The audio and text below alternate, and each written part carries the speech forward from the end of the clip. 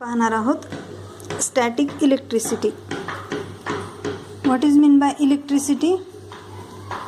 It is the type of energy produced due to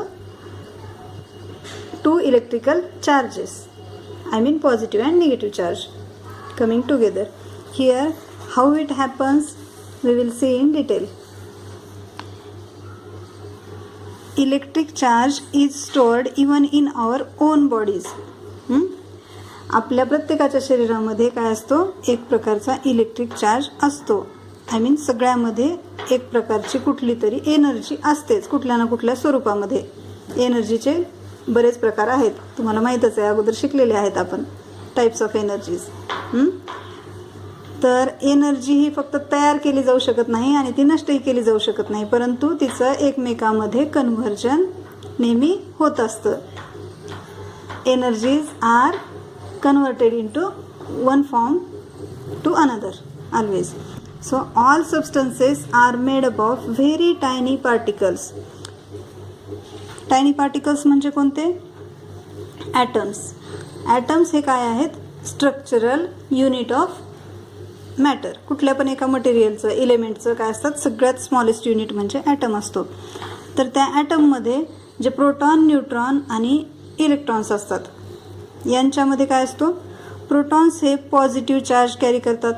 न्यूट्रॉनवर कुठलाच charge नसतो, ते neutral असतात. आणि इलेक्ट्रॉन जे असतात ते निगेटिव्हली चार्जड असतात. Positive charge and negative charge on an object are balanced. The object is called neutral.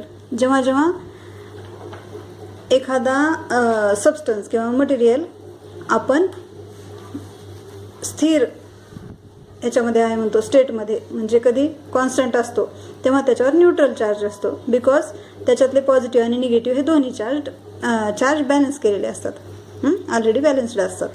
आणि जेव्हा त्याच्यावर एखादा चार्ज ॲप्लाय केला जातो, एखादा चार्ज एक्स्ट्रा होतो, पॉझिटिव्ह किंवा निगेटिव्ह, तेव्हा दोन अनलाईक चार्जेसमध्ये काय होतं? रिपल्शन होतं. रिपल्शन म्हणजेच two rods carrying similar charges push each other away. This is called repulsion. इथे एक डेफिनेशन दिलेली आहे चॅप्टरमध्ये, पाहू शकता. Rods carrying opposite types of charges get pulled towards each other. This is called attraction. जेव्हा charges हे वेगवेगळे असतात, म्हणजे ऑपोजिट टाईपचे असतात, एकावर पॉझिटिव्ह आणि एकावर निगेटिव्ह चार्ज असतो, तेव्हा ते एकमेकांकडे अट्रॅक्ट केले जातात. This is called attraction. And repulsion means away from each other. What is the origin of an electric charge? मग इलेक्ट्रिक चार्ज हे तयार कुठं होतात, कुठून त्यांची सुरुवात होते? All substances are made up of particles and these particles are ultimately made up of very tiny atoms. आपण पाहिलेलं आहे, ॲटममध्ये न्यूट्रॉन, प्रोटॉन हे सेंटरला असतात आणि इलेक्ट्रॉन्स जे असतात ते त्याच्या आउटसाईडला काय होत असतात? नेहमी फिरत असतात. तर निगेटिव्हली चार्ज पार्टिकल्स हे जे असतात ॲटममध्ये, ते नेहमी मुव्हिंग असतात. आणि स्टेबल जे असतात, एका जागी थांबलेले, ते कोण असतात? सेंटरचे फक्त प्रोटॉन्स. ठीक आहे. न्यूट्रॉनवर कुठलाच चार्ज नसतो, प्रोटॉन हे स्टेबल असतात.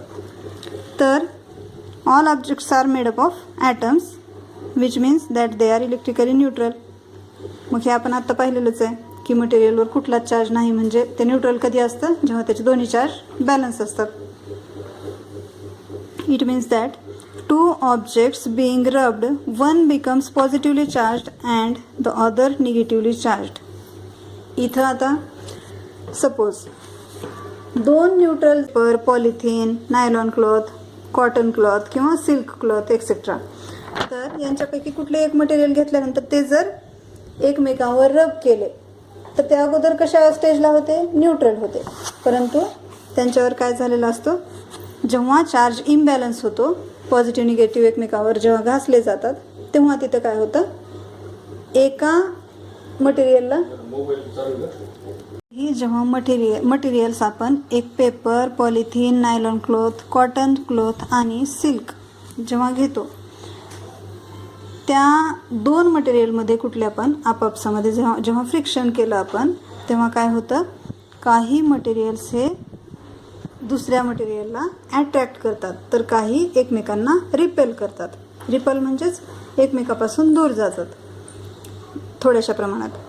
तर त्यांच्यामध्ये काय झालेला असतो, एकतर पॉझिटिव्ह चार्ज किंवा निगेटिव्ह चार्ज एक्स्ट्रा असतो.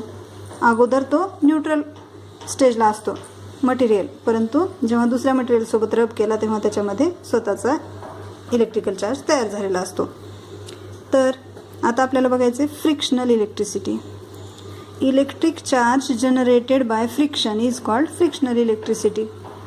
म्हणजे दोन मटेरियलमध्ये जेव्हा रबिंग केली जाते तेव्हा तिथं निर्माण झालेला जो इलेक्ट्रिकल फोर्स असतो त्याला आपण म्हणतो frictional electricity. This charge is produced only at the place of friction. हा कुठं तयार होतो, फक्त त्या फ्रिक्शनच्या लोकल ठिकाणी, तेवढ्याच जागेवर, पूर्ण मटेरियलमध्ये तयार होत नाही. जसं की आता आपल्याला हीट कंडक्टर, इलेक्ट्रिकल कंडक्टर आहेत म्हणून माहिती आहे. ते काही मटेरियल्स त्यांच्यामधून पूर्ण एका साईडला करंट दिल्यानंतर दुसऱ्या साईडला ते फ्लो होतं, अनदर एंडला सुद्धा ते कॅरी केलं जातं. परंतु इथं असं होत नाही. फक्त दोन टोकं त्यांचे रब केल्यानंतर काय होतात, एकमेकांना अट्रॅक्ट किंवा रिपल करू शकतात. It is called frictional electricity. Now we have given some activities here. You can perform it at home. So let us see the next point on page number 54 and then we will go to the page number 55. आपण पाहणार आहोत ॲटमॉस्फिअरिक electric charge. ॲटमॉस्फिअरमध्ये पण electric charge असतो. तो कसा produce होतो, तर clouds आणि थंडरस्टॉर्म्स किंवा लाईटनिंगच्या वेळेस जेव्हा विजा चमकतात तेव्हा काय होतं, तर तिथं हे जे क्लाउड्स आहेत हे पिक्चरमध्ये दाखवलेले आहेत पहा. खाली रेनफॉल होत आहे आणि वर लाईटनिंग प्रोड्यूस झालेली आहे. तर ती लाईटनिंग कशामुळे प्रोड्यूस होते, इथं जे क्लाउडमध्ये वरच्या साईडला पॉझिटिव्हली चार्ज पार्टिकल्स असतात. कशामुळे हे निर्माण होतात, तर HOH, H means positively charge ions, हायड्रोजनचे पॉझिटिव्ह आणि ऑक्सिजनचे निगेटिव्हली चार्ज आयन्स असतात, O-. तर इथं काय होतं, या क्लाउडमध्ये खालच्या साईडला जे निगेटिव्ह चार्ज असतो आणि वरच्या साईडला जो पॉझिटिव्ह चार्ज असतो यांच्यामध्ये आणि एअरमध्ये आपसात फ्रिक्शन झाल्यामुळं इलेक्ट्रिक चार्ज तयार होतो. तर लाईटनिंगची प्रोसेस आपल्याला पाहायची आहे. Air and clouds rub against each other in the sky. The upper part of some clouds on the upper side becomes positively charged and the lower side becomes negatively charged so that the lightning occurs. मग इथं काय काय generate होतं, sound energy, heat, light, या सगळ्या ज्या आहेत त्या तिथं इलेक्ट्रिक चार्ज नंतर प्रोड्यूस होतात. तर लाइटनिंग स्ट्राइक म्हणजे काय, there are electrically charged clouds in the sky. Electricity is attracted towards a tall building or tree. आपल्याला अगोदरच माहीत आहे की मेटॅलिक कंपोनंट्स जे असतात ऑन द अर्थ आणि टॉल बिल्डिंग्स ज्या आहेत, नंतर ट्रीज आहेत, यांच्यामध्ये काय असतो, अर्थचा पॉझिटिव्ह चार्ज असतो. आणि रेनफॉलमध्ये